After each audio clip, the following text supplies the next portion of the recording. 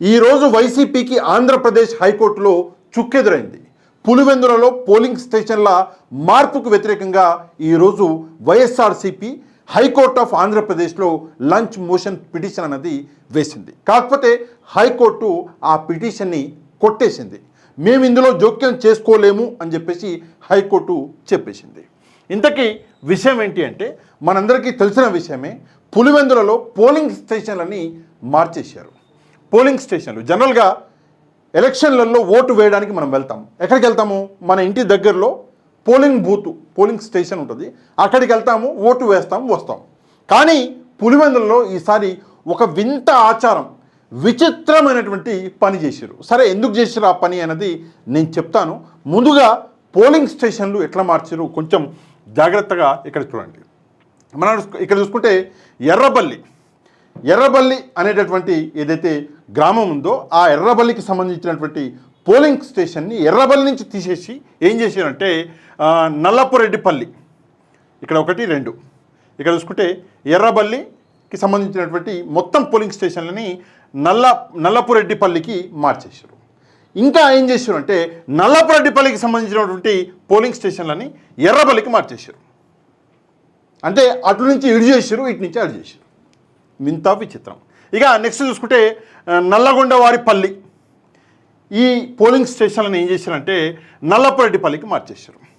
నల్లపురెడ్డిపల్లి నల్లగొండవారిపల్లికి మార్చేశారు. ఇక్కడ చూడండి, దాదాపుగా ఎవరైతే గ్రామస్తులు ఉన్నారో వాళ్ళు 2 నుంచి 4 కిలోమీటర్ల దూరం ఓటు వేయడానికి వెళ్ళాలి. ఎంత దూరం? 2 నుంచి 4 కిలోమీటర్ల దూరం ఓటు వేయడానికి వెళ్ళాలి. ఇట్లాంటి పరిస్థితులు బహుశా భారతదేశంలో ఎక్కడా జరిగి ఉండవు. కానీ పులివెందులలో ఎందుకు జరుగుతున్నాయంటే దీనికి కొన్ని ముఖ్య కారణాలు ఉన్నాయి.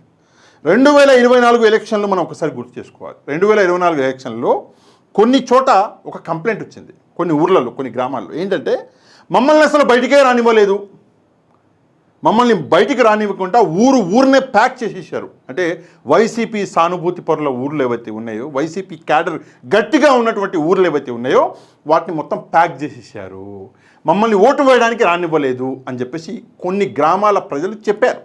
అదే పరిస్థితి ఈరోజు ఇక్కడ తీసుకొస్తున్నారు. నిజంగా ఇది ఘోరం. దాదాపుగా దీనివల్ల 3,901 ఓటు, అంటే 4,000 అనుకోండి. ఉన్నదే 10,600 ఓట్లు. ఉన్నదే పులివెందులలో 10,600 ఓట్లు. అందులో 4,000 ఓట్లు ఏవైతే వైసీపీకి గట్టిగా ఉన్నటువంటి ఓట్లు. ఈ ఊర్లలో ఒక్క ఓటు కూడా టీడీపీకి పోదు, అసలు పోదు, మొత్తం వైసీపీకే గుర్తారు.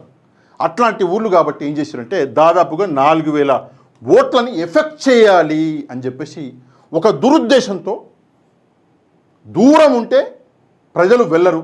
రెండో విషయము, ఈ ఊర్లని అసలు ఊర్లలో నుంచి జనాల్ని వెళ్ళకుండా మొత్తం ప్యాక్ చేద్దాము. అదే ఊర్లో ఉందనుకోండి పోలింగ్ స్టేషను, ఇట్లనో గట్లనో ఎట్లనో పోతారు. వేరే ఊర్లో ఉంటే ఊరిని ప్యాక్ చేయవచ్చు అని చెప్పేసి ఒక దురుద్దేశంతో ఈ పని చేశారు అని చెప్పేసి మనకి ఒక క్లారిటీ అనేది కనిపిస్తుంది. కానీ సరే, దీనికి వ్యతిరేకంగా హైకోర్టుకు వెళ్తే హైకోర్టు దీంట్లో జోక్యం చేసుకొని ఉండవలసింది. అది నా అభిప్రాయం. ఎందుకు హైకోర్టు చేసుకోలేదు, దానికి చట్టబద్ధమైన కారణాలు ఏంటి అనేది నాకు తెలియదు. నా అభిప్రాయం చెప్పిన హైకోర్టు జోక్యం చేసుకొని ఉంటే బాగుండేది. కానీ జోక్యం చేసుకోను అని చెప్పేసి చెప్పడము, ఆ పిటిషన్ని కొట్టేయడం అనేది జరిగిందట. ఇంతవరకు మనకి అఫీషియల్గా ఏదైతే ఉందో డ్రాఫ్ట్ కాపీ రాలా కోర్టు దగ్గర నుంచి, మనకి జస్ట్ న్యూస్ వచ్చింది. ఇది విషయం. ఇప్పుడు పులివెందులలో జరుగుతున్నటువంటి కొన్ని సంఘటనలు మనం చూస్తే నిజంగా సిగ్గుతోటి తలకాయ తీసుకుపోయి చడ్డీలో పెట్టుకోవాలి, ఆ పరిస్థితులు కనిపిస్తున్నాయి. ఇక్కడ చూడండి, అవినాష్ రెడ్డి గారు ఏమంటున్నారు ఒక్కసారి వినండి.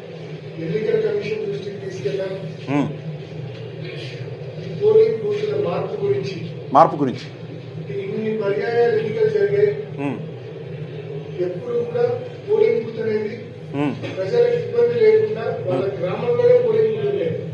ఎన్నికల కమిషన్ దృష్టికి తీసుకెళ్ళాము.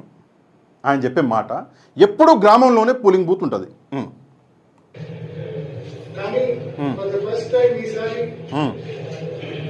వాళ్ళ గ్రామంలో ఉన్న పోలింగ్ బూత్ అలాగే ఉంది, కానీ ఆ బూత్ లో వాళ్ళ ఓటు ఏమీ లేదు. వాళ్ళు పక్క గ్రామానికి 4-5 కిలోమీటర్లు ప్రయాణం చేసేది పక్క గ్రామానికి ఓటేయాల్సిన పరిస్థితి. చాలా మంచి విషయం చెప్పారు. ఇదే విషయాన్ని గడిచిన 3 రోజులుగా మీడియా సమావేశంలో చెప్పాం. అట్ ద సేమ్ టైం ఎన్నికల కమిషన్ దృష్టికి కూడా తీసుకెళ్ళాం ఈ ప్రస్తావన. జిల్లా ఎన్నికల అధికారికి, రాష్ట్ర ఎన్నికల అధికారికి ఇద్దరు దృష్టికి తీసుకెళ్ళాం. ఇప్పుడు ఇది సరిపోదన్నట్టుగా ఫర్దర్ అప్డేటెడ్ కుట్రలు కూడా జరుగుతా ఉంది. కుట్రలు నిన్న రాత్రి నుంచి ఎర్రిపల్లి గ్రామంలో, అదేవిధంగా నల్లపల్లిపల్లి గ్రామంలో, కొత్తపల్లి గ్రామంలో టీడీపీ నాయకులు ఇంటింటికి పోయి డబ్బు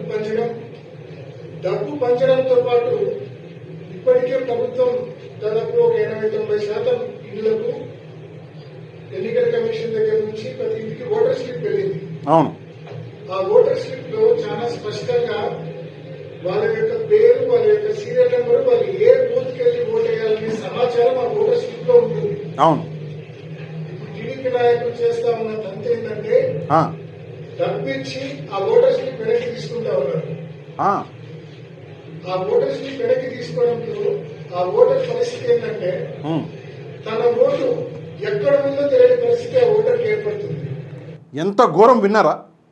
ఎంత ఎంత ఎంత ఘోరం విన్నారా?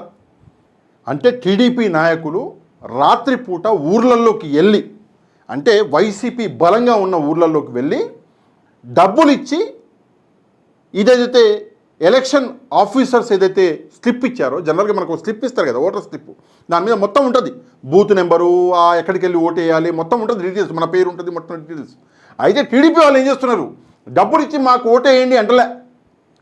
గమనించాలి మీరు, మాకు ఓటు వేయండి అంటలే. ఎందుకు అంటలేదు అంటే, డబ్బులు ఇచ్చినా వాళ్ళు ఓటు వేయరు, వైసీపీకి వేస్తారని వాళ్ళకి క్లారిటీ ఉంది. టీడీపీ వాళ్ళకి ఏం చేస్తున్నారు? డబ్బులు ఇచ్చి ఆ ఓటర్ స్లిప్ తీసేసుకుంటున్నారు.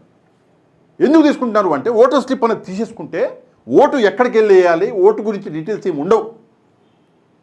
కాబట్టి కుట్ర ఇది. ఎంత ఘోరమైన కుట్ర చూడండి.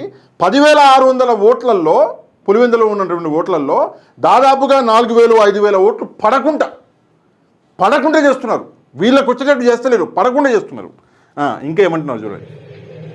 అంటే ఆ ఓటర్ స్లిప్ లేకపోతే ఆ ఓటర్ స్లిప్ వెనక్కి ఇచ్చేస్తే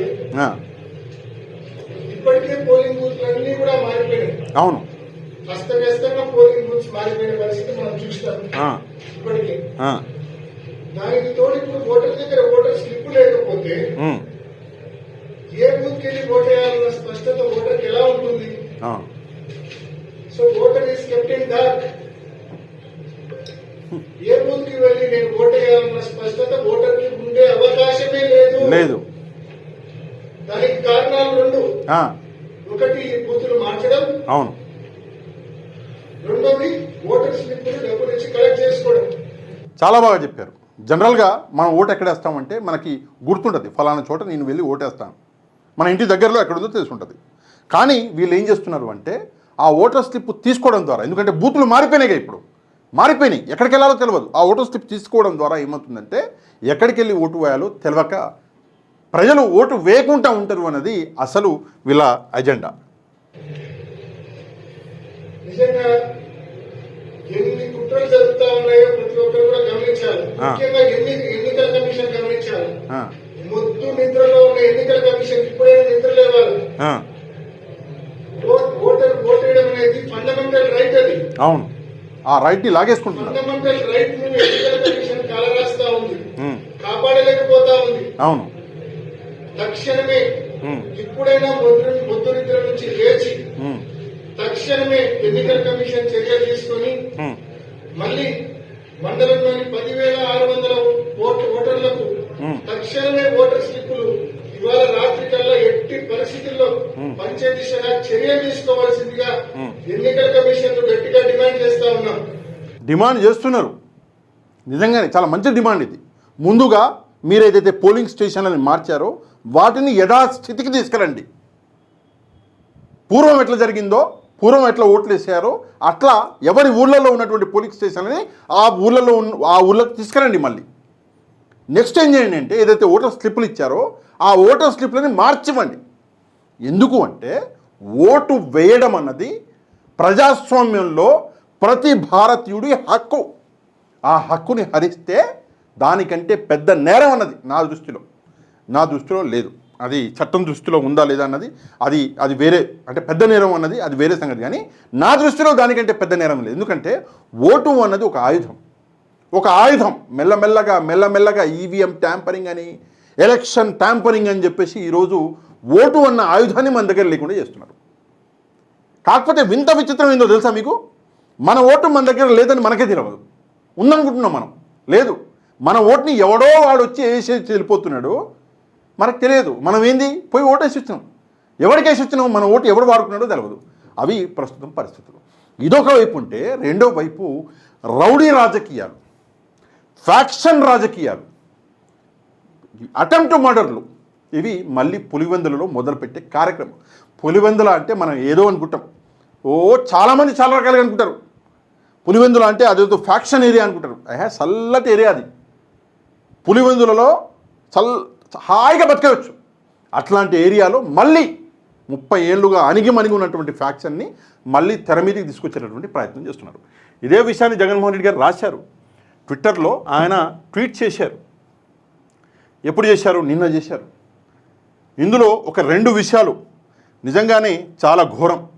ఎన్నికల్లో భయాన్ని నింపడానికి ఆగస్టు 5న పులివెందులలో ఒక వివాహానికి హాజరైన వైఎస్ఆర్సీపీ నాయకులపై టీడీపీ గ్యాంగులు దాడి చేశాయి. ఈ ఘటనలో అమరేష్ రెడ్డి, సైదాపురం సురేష్ రెడ్డి తీవ్రంగా గాయపడ్డారు. 5వ తారీఖు జరిగింది. అదే రోజు వైసీపీ వాళ్ళు చెప్పారు పోలీసు వాళ్ళకి. ఆ రోజు ఎట్లాంటి యాక్షన్ తీసుకోకపోవడం వల్ల ఏం జరిగింది? 6వ తారీఖు మళ్ళీ 6వ తారీఖు ఎమ్మెల్సీ గారి మీద, ఆగస్టు 6న ఎన్నికల ప్రచారంలో పాల్గొంటున్న బీసీ యాదవ సమాజానికి చెందినటువంటి వైఎస్ఆర్సీపీ ఎమ్మెల్సీ రమేష్ యాదవ్, వైఎస్ఆర్సీపీ నాయకుడు వేల్పుల రామలింగారెడ్డిలను హత్య చేయడమే లక్ష్యంగా నల్లగొండువారిపల్లి వద్ద వారు ప్రయాణిస్తున్న కారుపై టీడీపీ గ్యాంగులు కర్రలు, రాడ్డులతో దాడి చేశారు. ఇది 6వ తారీఖు. ఒకవేళ 5వ తారీఖు జరిగిన ఘటనకే పోలీసులు యాక్షన్ తీసుకుని ఉంటే 6వ తారీఖు ఈ ఘటన జరిగేది కాదు. ఇంకా చాలా రాసిన జగన్మోహన్ రెడ్డి గారు. సరే, నిన్న రాసినటువంటి విషయము, దాంతోపాటు ఇదైతే పోలింగ్ స్టేషన్లు మారినాయో ఆ డీటెయిల్ని కూడా జగన్మోహన్ రెడ్డి గారు పెట్టారు. ఆయన ట్విట్టర్ ద్వారానే బయటపడ్డది ఇది జరిగినటువంటి విషయము. ఏది ఏమైనా కూడా ఇందాక అవినాష్ రెడ్డి గారు చెప్పినట్టు దయచేసి ఎలక్షన్ కమిషన్, జిల్లా అధికారులు, రాష్ట్ర అధికారులు దీని మీద ఇమ్మీడియట్గా స్పందించాలి. టైం లేదు, ఈరోజు రాత్రి వరకే స్పందించాలి. స్పందించకపోతే ప్రజాస్వామ్యాన్ని ఖూనీ చేసింది ఎలక్షన్ కమిషనే అవుతుంది. దయచేసి, ఎందుకంటే ఎలక్షన్ కమిషన్ మీద ఆల్రెడీ పెద్ద ఎత్తున పోరాటం జరుగుతుంది. ఆడ ఢిల్లీలో రాహుల్ గాంధీ ఊకుంటలేడు, ఈసారి తాడోపేడ తెలుసుకుంటా అంటున్నాడు. మరి అట్లాంటిది ఆంధ్రప్రదేశ్లో కనీసం న్యాయం చేయండి. ఒక జెడ్పీటీసీ ఎలక్షన్, దీన్ని రాష్ట్ర ఎన్నికల కంటే పెద్ద లెవెల్లో తీసుకెళ్లారు. ఈరోజు ప్రజా సమస్యలు చాలా ఉన్నాయి. మాలాంటి వాళ్ళం ప్రజా సమస్యల మీద మాట్లాడాలి. ఈరోజు జెడ్పీటీసీ ఎలక్షన్ల గురించి మాట్లాడుతున్నామంటే నిజంగా ఇది ఎలక్షన్ కమిషన్ ఒకసారి ఆలోచించాలి. ఆలోచించి నిర్ణయం అన్నది తీసుకోవాలి. ఈ విషయం మీద మీరేమనుకుంటున్నారో స్పందించి దయచేసి ఒక కమెంట్ చేయడం మాత్రమే కాదు, వీడియో కింద ఉన్నటువంటి లైక్ బటన్ని ప్రెస్ చేసి, ఎవరైతే మన ఛానల్ని సబ్స్క్రైబ్ చేసుకోలేదు ఛానల్ని కూడా సబ్స్క్రైబ్ చేసుకోండి. నెక్స్ట్ వీడియోలో మళ్ళీ కలుద్దాం. అంతవరకు థ్యాంక్ యూ వెరీ మచ్. జై హింద్.